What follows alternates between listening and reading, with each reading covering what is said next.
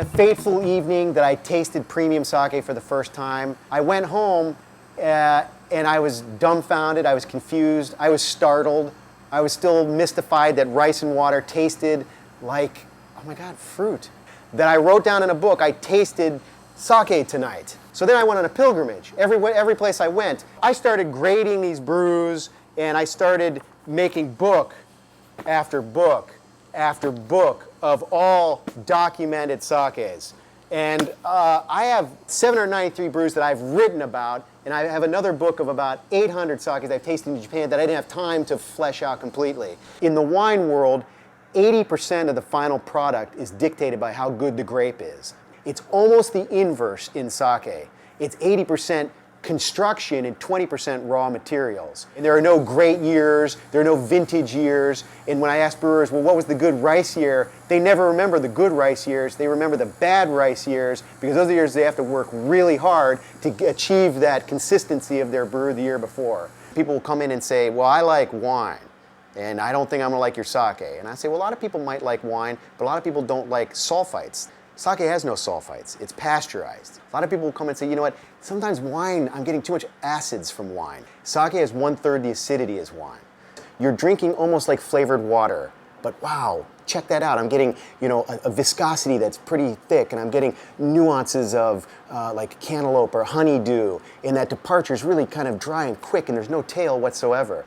I get a lot of brewers and owners of Japanese sake breweries in Japan will fly over to visit this first dedicated sake store outside of Japan.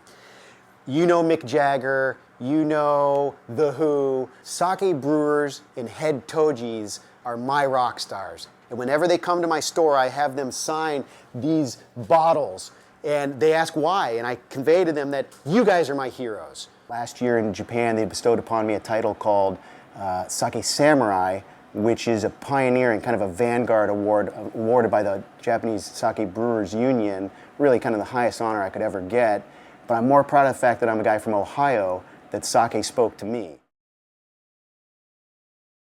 When you go to a restaurant and you look at a wine listing, you know the neighborhoods. You know red wine, you know white wine. When you see a sake menu, you see a couple different categories, and you don't really know that neighborhood. You don't know where to go. Is this the good part of town or the bad part of town?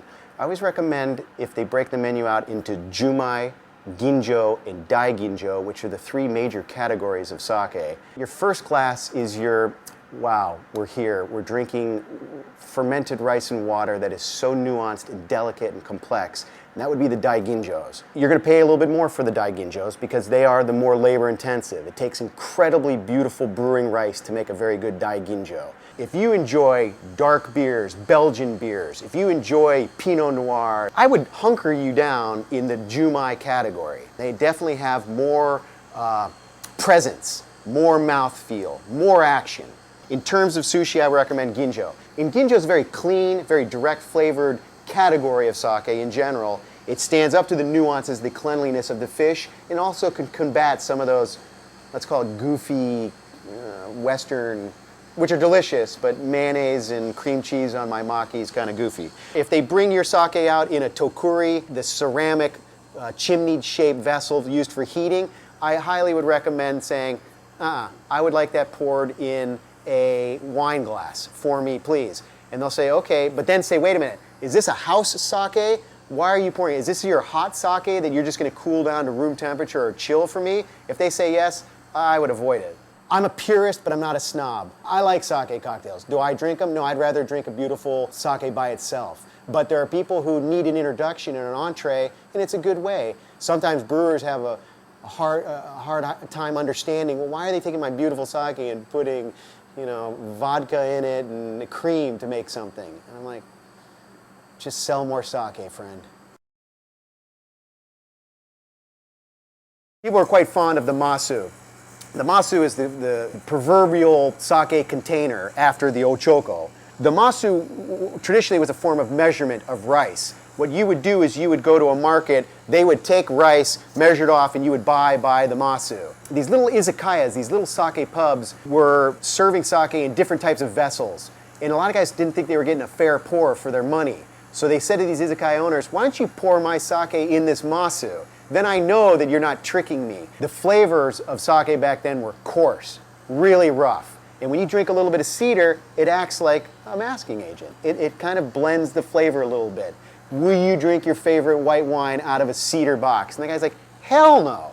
So I'm like, well, don't drink your sake out of a cedar box, okay? If you want to taste the flavor and get the nuance, it's fun as hell to drink out of these things. I love it, drinking out of a square. Half it's here, half's there. But if you want to taste your sake, if you want to really see it work for you and realize the flavor that you're tasting in a professional, or if you're really trying to understand it, don't use the Masu.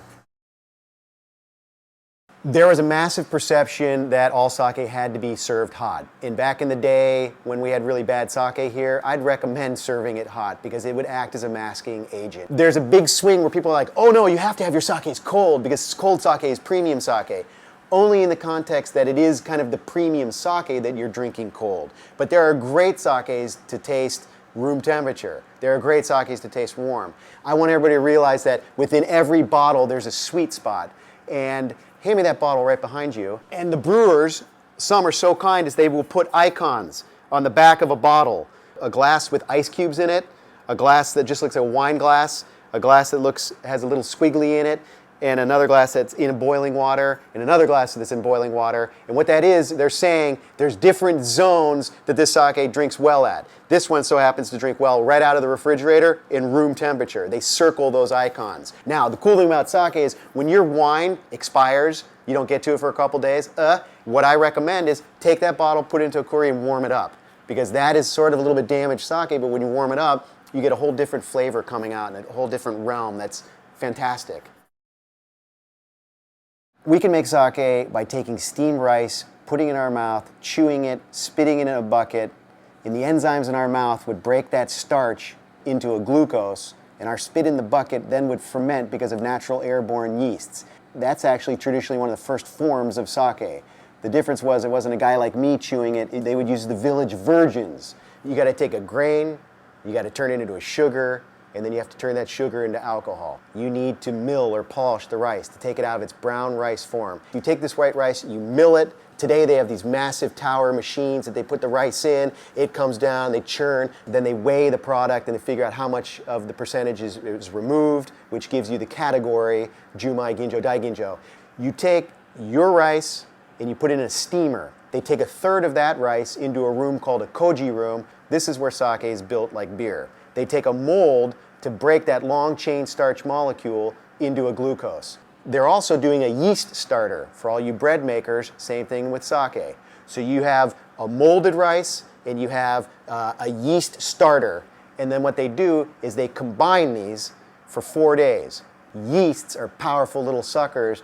They will eat those, the glucose, but if it gets too hot, the yeast die. If it gets too cold, the yeast won't work. So these guys continually are monitoring the temperature. I think somebody once counted that you can make 80 different products, sake products, from one tank of sake. That includes the big 3 uns. Unpasteurized is called namazake. There's also undiluted sake. When you ferment sake, it'll ferment up to about 18 to 20%. When you add water to that, it brings it back down to 15%. An undiluted sake, they'll leave in a state where they don't add water. That's called a genshu. And the third big un is Nigori, or unfiltered sake, where they do not filter out the unfermented rice polishings, the lees, if you will, the milky, cloudy, that's Nigori sake. So then they'll pasteurize the bottle and they'll send it out.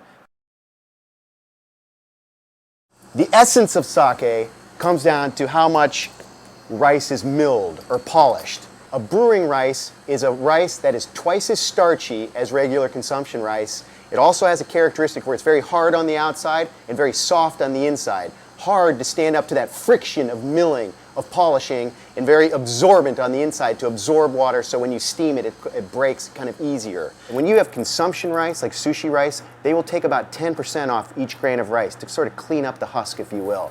But for sake brewing rice, how low can you go? How much can you mill or polish rice? In one context, you could say that, well, if you mill rice too much, you're removing the flavor of it. Other guys will argue and say that's not true. What you're getting is the core, you're getting the heart, the essence of each grain of rice.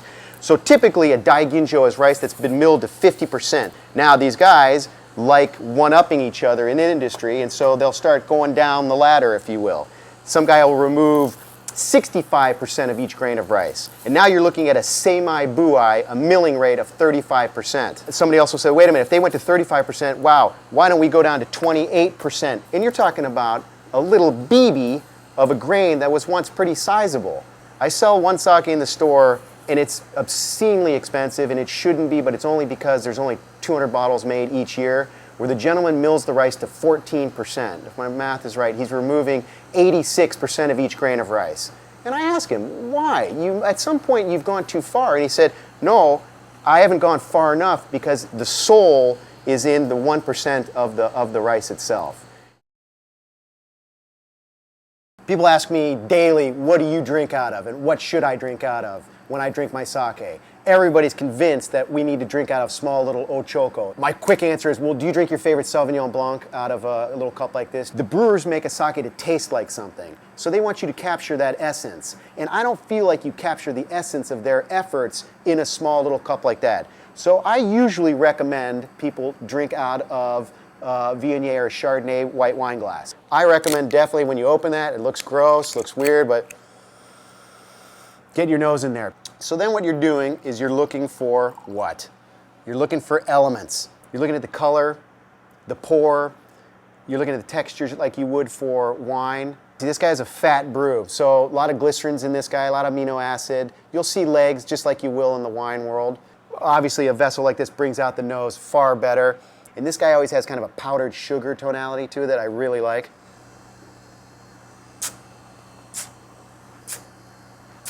There.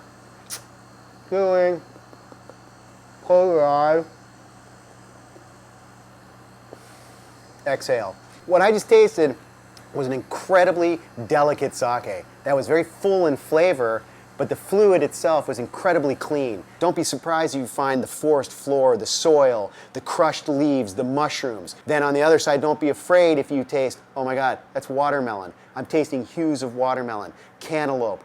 I can name yeasts for you that generally produce different types of flavors. It's essences, it's nuances, and it's using your brain, your profiles from the past, pulling in these fragrances and these aromas and these dexterities. I always say that sake came to this country as a libation with no education. The first sakes that came were really bad sake, and the instructions were, take this brew and overheat it and serve it to them. Why? It was a masking agent. But we liked it because it was a hot booze, man. Wow, this is awesome. I'm drinking my medicinal sake, and I was one of those guys. We make great Nigori in the States, but we don't make great filtered sake in the States. Making Nigori or unfiltered sake is an easy thing to do. You do not need the best brewing rice, you do not need the best water, you do not need the best yeasts. It lacks depth and nuance and complexity because it's just this bum rush of fluffy, milky sweetness. The American palate, as I'm finding out after 5 years, is very direct. People like a flavor, it's in my mouth, it's gone, woohoo! Oh, I caught a hue of milk chocolate. No, they just want something that comes, speaks to the tip of their tongue, the sweet spot, and then exits with the acidity in the back of their mouth. There is nuance, a subtlety, a delicateness in a filtered sake that you will never find in a Nigori or unfiltered sake. A lot of people will come to the store and say, you sell sake, but why don't you sell shochu? And my first response is always, well, shochu is the devil. Shochu is a distilled beverage. It's like a vodka, it's like a gin. And everybody equates sake with shochu. And it's not fair at all. It's like equating a beer with, a vodka or a tequila. It's a hard distilled alcohol. And again, I think things that are fermented are naturally beautiful. And I think things that are distilled, you're getting into a little bit more lipstick, a little bit more eyeshadow. It's coming on strong here. A lot of restaurants will carry shochu, or bars particularly, to make cocktails. But anything that you have to blend with right off the bat should tell you, it's not the greatest product. Think of it as a mixer. Don't think of it as a pure sipping beverage.